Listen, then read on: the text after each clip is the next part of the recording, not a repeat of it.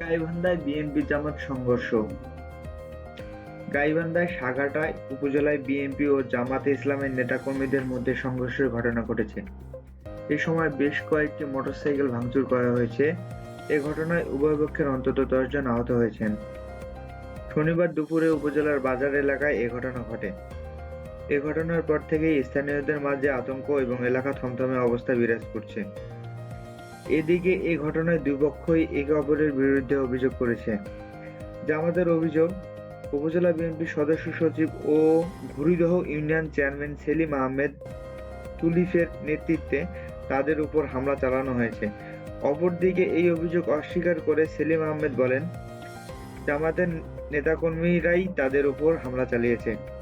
Police ও স্থানীয়রা জানান, শনিবার দুপুরে উপজেলার জামাত নেতাকর্মীরা লাঠি হাতে মিছিল বের করে। মিছিলটি বাজার এলাকা পৌঁছালে বিএনপির নেতাকর্মীদের সঙ্গে জামাত নেতাকর্মীদের বাকবিতণ্ডা হয়। এক পর্যায়ে উভয় পক্ষের মধ্যে সংঘর্ষের ঘটনা ঘটে। এ ঘটনার সত্যতা নিশ্চিত করে সাঘাটা থানার ভারপ্রাপ্ত কর্মকর্তা বাদশা আলম বলেন, বর্তমানে পরিস্থিতি নিয়ন্ত্রণে রয়েছে। এ ঘটনায় এখন পর্যন্ত কেউ অভিযোগ করেননি।